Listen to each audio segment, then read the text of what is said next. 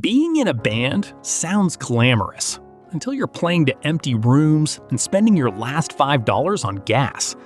That was my life. Driving 2 hours to play shows, hoping someone would show up, praying I'd make it home. I never thought a broken down car on a deserted highway would lead me to something I still can't explain. My name doesn't matter. What matters is that I was young, broke, and desperate to make music work. Normal jobs always took a back seat to band obligations. I sacrificed bills so I could put gas in my car. It was a stupid way to live. But when you're chasing a dream, you don't think about consequences. You just drive. The show was in a small town about 2 hours from home. The other guys offered to drive me, but I said no. I had work the next day, and it made more sense to take my own car. I should have said yes. I should have carpooled. But I was stubborn. And stubbornness has a way of leading you straight into nightmares.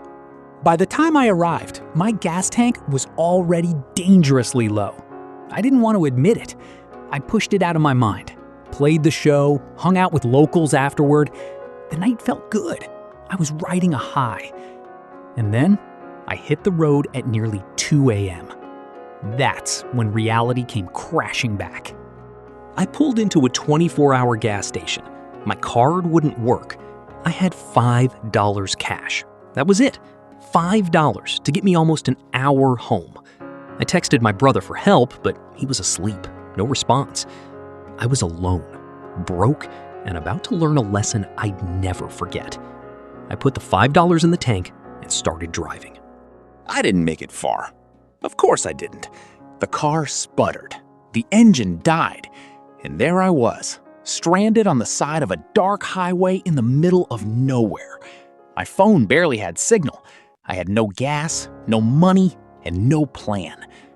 I sat there in my car feeling more helpless than I'd ever felt in my life.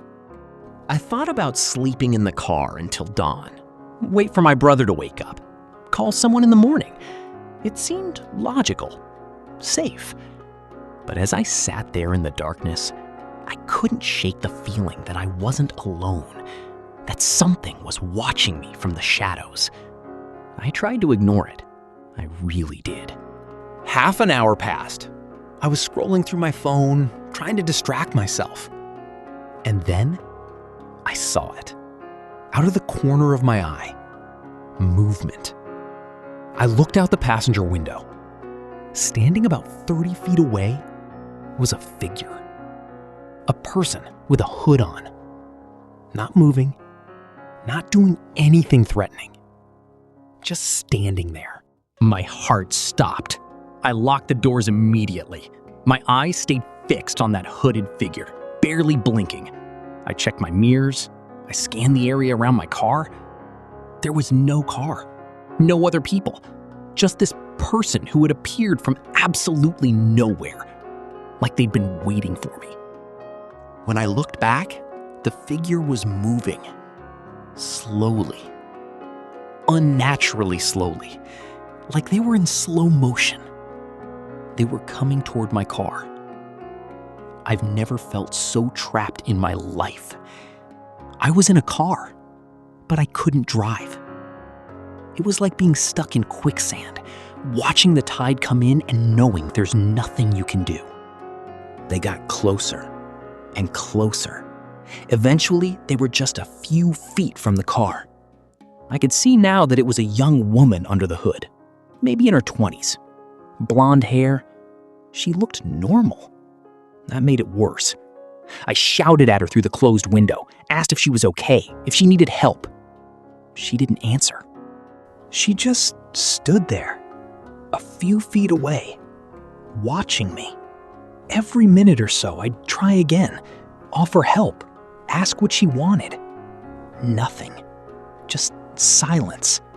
And that stare.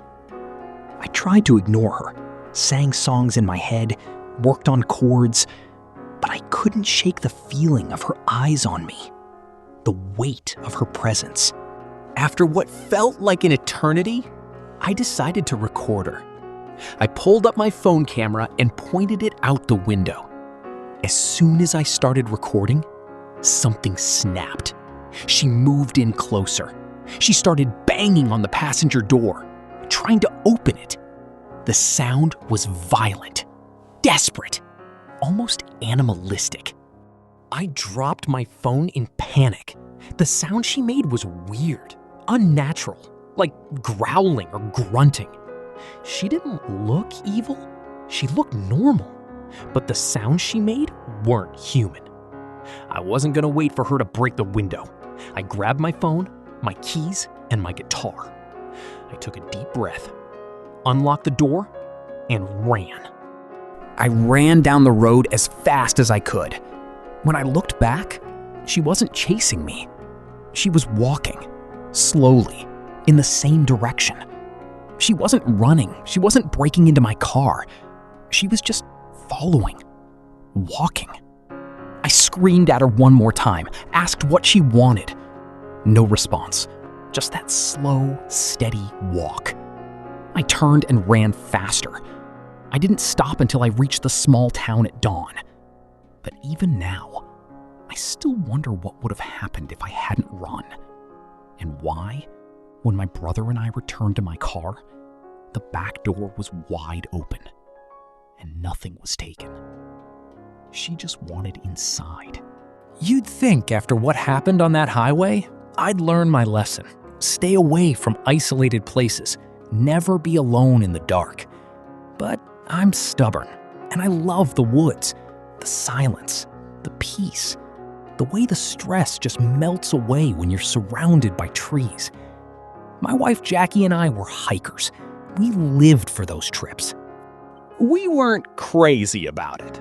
No Mount Everest or anything extreme. But we loved challenging ourselves. Being alone in the woods at night was heaven for us. I know that sounds terrifying to some people, but for us, it was therapeutic. The sounds of the forest, the fresh air, it was our escape from the real world. The hike started like all our others.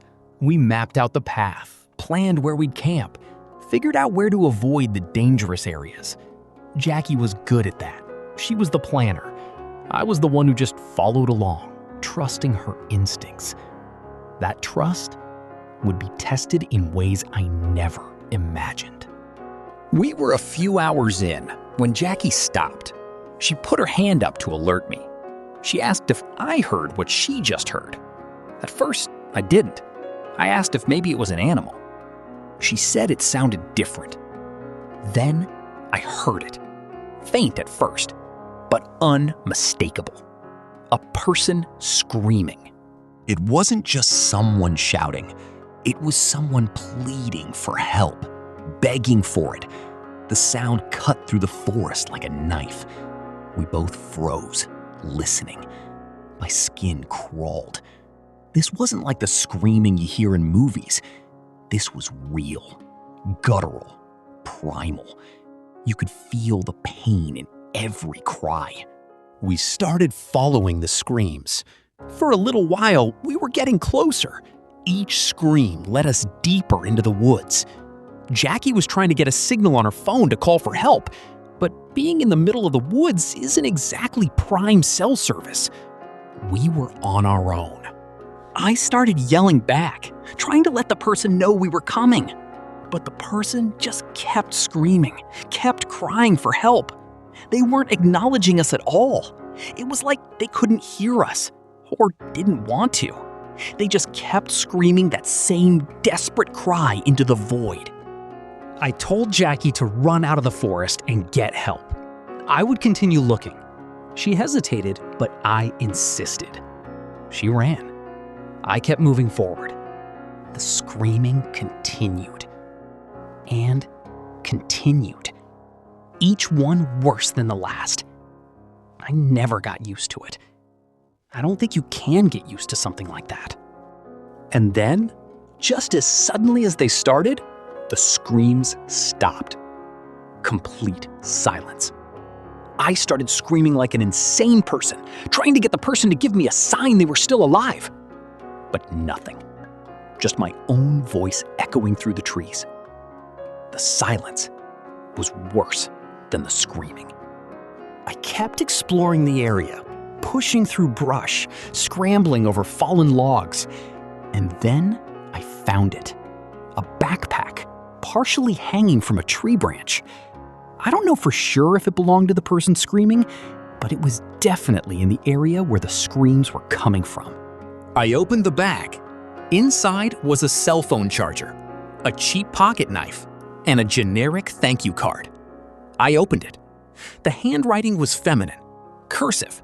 It said, "With love, Mom." That was it. No name, no identifying information. Just a card from a mother to someone she loved. I started shouting again for any sign of life, but nothing answered.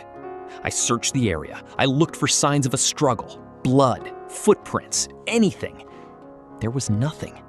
It was like the bag just fell from the sky, like the person who owned it simply vanished into thin air. Jackie came back with law enforcement. We told them everything. They looked like they took it seriously. They searched the area, they took the backpack as evidence. We left our hike and went home that night. We were rattled, shaken in a way that camping couldn't fix. The worst part? Nothing came from it. The person screaming was never identified. No new missing persons reports in the area. They even tried matching the handwriting with mothers of other missing persons. No match. It was a complete mystery, a dead end. The screams led to nothing but questions. We don't hike much anymore. Every time we're in the woods, I can't help but be reminded of those screams. They cut deeper than any wound I've ever had. I still hear them sometimes, in the quiet moments, in the middle of the night. I just hope whoever was screaming for help eventually got the help they were so desperately calling for. But deep down, I know the truth. They probably never did. You'd think after the highway and the forest, I'd had enough. But life has a way of testing you, of putting you in situations you never asked for. That's how I found myself breaking into an abandoned school with my girlfriend Tanya. We were 18, stupid, and convinced we were invincible. We were wrong. It was the summer after high school. Tanya and I were both going away to college in the fall, so we decided to make the most of our time together. Road trips, tourist traps, haunted places. We were obsessed with horror and the paranormal. We visited every allegedly haunted spot we could find. We never saw anything. Until we did. On our way home from the final trip, we drove through a small New England town. It looked like something out of a movie. Beat up, poor, but strangely beautiful. And in the middle of it all sat an abandoned church with a school attached. It looked just like the Catholic elementary school we both attended. I joked about going inside. Tanya didn't laugh. She told me to pull over. We were going in. I tried to argue, but she wasn't having it. We parked in the back, hidden by overgrown trees. It was dark. We tried every door we could find. Locked. All of them. Until we found one on the side that led to the gymnasium. It opened without a fight. We walked right in. The place was creepy. Decades of dust coated everything. Moonlight streamed through grimy windows, illuminating particles floating in the air. The smell was overwhelming, like every animal in town had come here to die. We wanted to take pictures, but our phones were in the car. We didn't care. We were living in the moment. We walked through the gym, found a doorway that led to a long brick hallway. It looked like a prison. Dark, narrow, only small pockets of light from a few windows. We explored the classrooms, textbooks still open on desks, chairs pushed in, like the school had just been abandoned one day and left as is. It was surreal. Then I heard it, a weird smashing noise. It came from the hallway. I went out to look, but the darkness was impenetrable. Tanya asked what it was. I told her probably a rodent. But before I could finish, I stopped. I saw something move. A shadow, blocking the light from an open classroom door at the other end of the hall. I ran back to Tanya, slammed the door shut. I told her someone was inside. She tried to calm me down, said we'd explored the whole place, nobody was there. But I knew what I saw. Something rose from the shadows. And then we heard it. Footsteps, coming from outside the room, walking in our direction. We held our breath. They stopped, right outside the door. We looked at each other. We knew it was time to run. I cracked the door open. The hallway was empty. We grabbed each other's hands and sprinted. As we turned toward the gym, we heard them again. Heavy footsteps. Not like before. These were faster, louder, like a bull chasing us. We ran into the gym, turned around. Nothing was there. The footsteps just stopped. We tried to leave through the door we came in. It wouldn't open. We literally walked right in not long ago. Now it was locked. We tried pushing, pulling. Nothing. We were trapped. We decided to smash a window, break out that way. We sprinted through the gym, back into the hall, and into the first classroom we could reach. I looked through the window on the door. I didn't see anything, except a large shadow cast on the wall across the hall, swaying back and forth. Not threatening, just... Tanya smashed the window with a chair. The sound shattered the silence. I looked back at the shadow. It faded back into the darkness. We climbed out carefully, ran to the car. I don't know why, but I decided to check the gym door from the outside, the one we came in through. It was locked. I couldn't explain it. We drove off, never reported anything. We were the ones breaking the law. We stopped dating after college, but we stayed friends. We still tell this story whenever we get the chance. Some people think it's exaggerated. They're entitled to their opinion. But we know what we witnessed. We know we were trapped in that school with something we couldn't explain. But that wasn't the last time I found myself in a terrifying situation. Years later, my friends convinced me to go camping. I hate camping. I hate the woods. But I missed my old friends, so I went.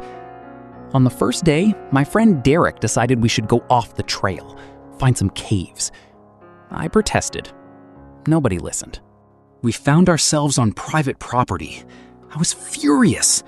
And then I fell, rolled down a steep cliff, got separated from my friends, spent hours trying to find my way back, got trapped between two rocks, and then a man found me. A skinny, middle-aged man with a mustache, glasses, and a red flannel. He helped me out of the rocks. Then he told me my friends were waiting for him at his shed. I followed him. I was too exhausted to question it. When we arrived, he told me to go inside. I knew my friends weren't in there. I thanked him and ran. I heard 2 sets of footsteps chasing me through the dark. I hid until dawn. I made it out. But I still wonder what was waiting for me in that shed. And what would have happened if I hadn't run.